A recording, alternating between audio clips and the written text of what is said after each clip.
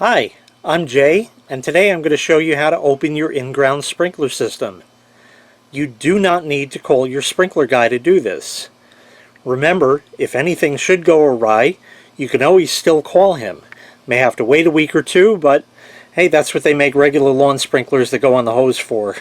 If you have a problem that bad, of course. Anyway, let me show you what we need to do. Now, everybody's house and plumbing is a bit different, so I can only show you what I have.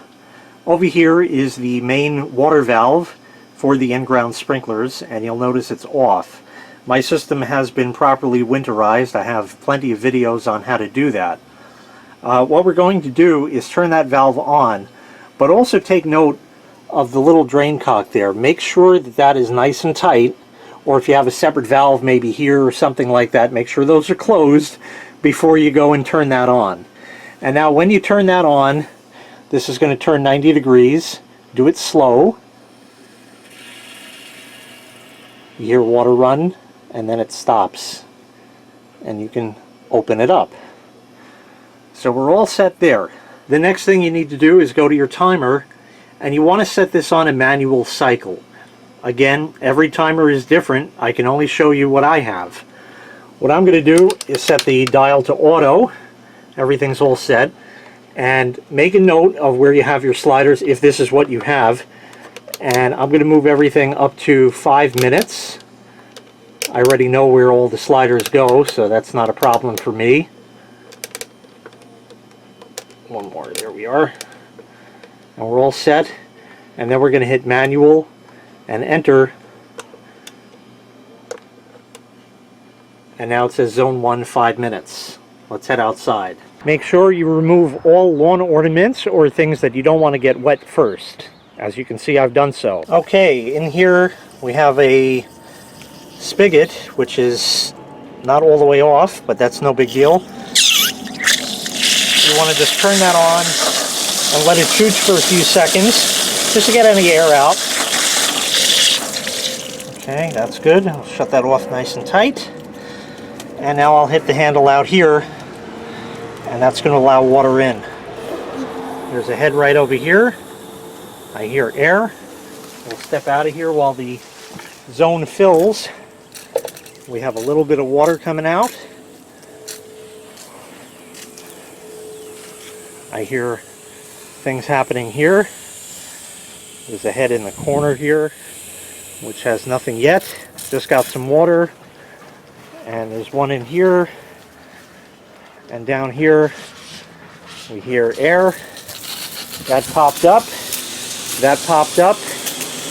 And in the corner there, against the corner of the fence that you can't see, that's running as well. So we have our head here going. The one in the corner down there that you can't really see from here. This one popped up and is spraying. My drip emitter is not, which means I have to futz with the little valve in it. There he goes.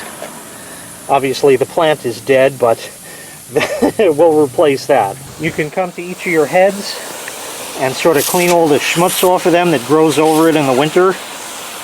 There you go. It gets like weeds and grass and stuff grow on it. So you can clean all the top of the heads off just like that. And in 5 minutes time, the next zone is going to come on. Yes, I am fully aware that the lawn is weeds and dandelions and all of that good stuff. They need love too. I will be taking care of this, of course, in the very near future, but for now I just want to make sure the sprinklers are working. I know there are a few heads that will need to be repaired, as the seals in them have gone bad. I do already have a video on how to fix that for a Hunter PGP rotor sprinkler, and I will put that link in the description. In a moment, Zone 2 will open up. Okay, Zone 1 just stopped. I believe there's a head somewhere around the crack in the driveway that within a few moments should be coming up.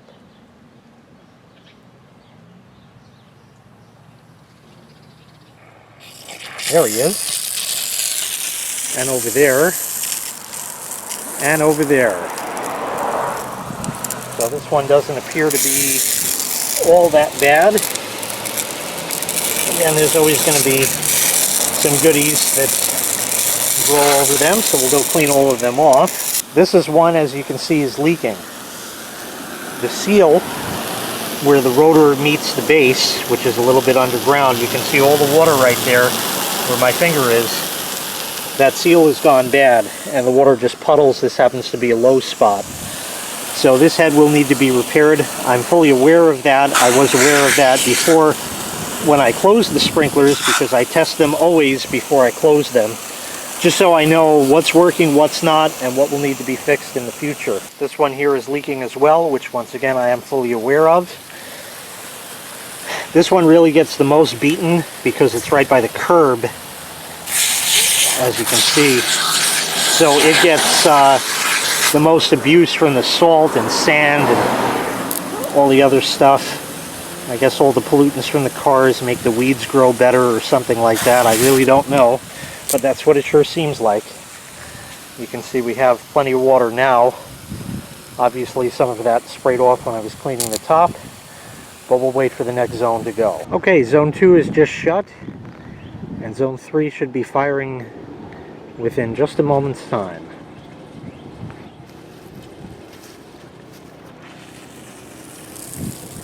One, two, three. Perfect. Let's go take a look. Now, it is entirely possible that ones within your lawn like this can also be leaking. This one has grown some moss, interestingly enough.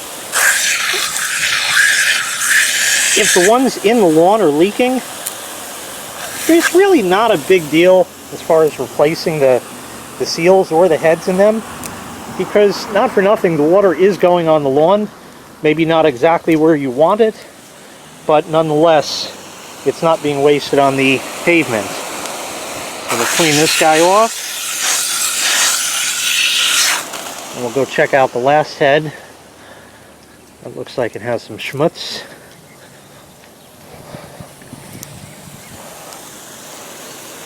This one appears to be leaking also, kind of bad actually.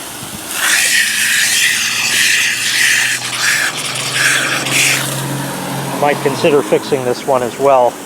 These heads are, a good 8 to 10 years old at this point. Maybe not quite 10, but 8 or 9. So they've been doing their job. This is just a normal part of the aging process, really. We'll wait for the next zone. Okay, here's zone 4. One against the fence. Apparently the neighbor's garbage can lid had blown over. But this one's running. These actually aren't even too bad, interestingly enough.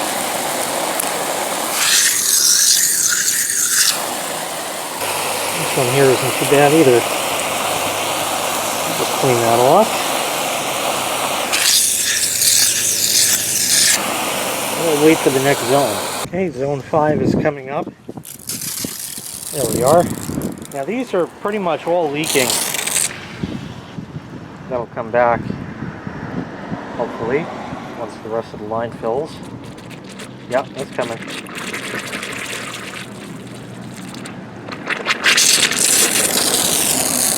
There we are. There's 2, and, well, looks like we have trouble here. That one didn't pop. This one has been leaking bad, I know. Oh, that's really grown in. Well, this one is probably going to need to be replaced.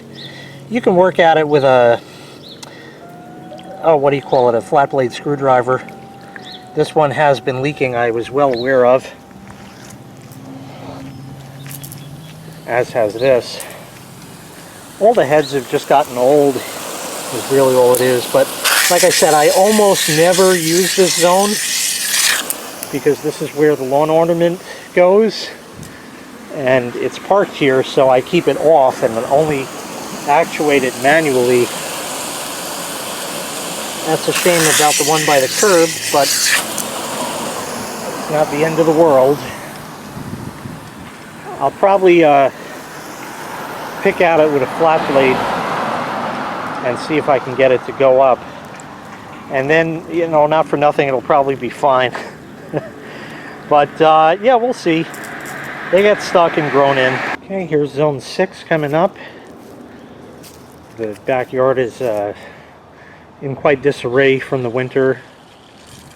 There's one against the fence, which is popped. Over here, which is popped.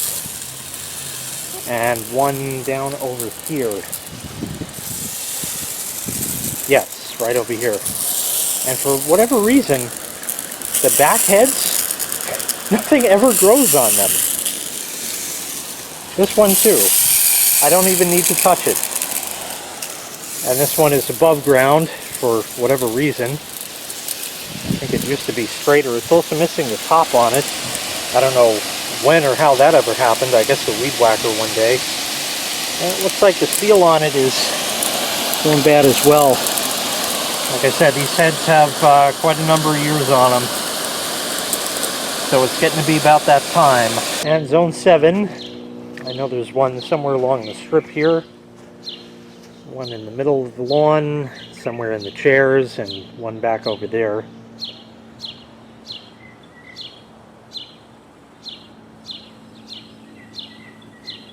This one I think is the longest run, so this one takes a little time to come up. I'm hearing it. There he is there. And once again, nothing grown on it.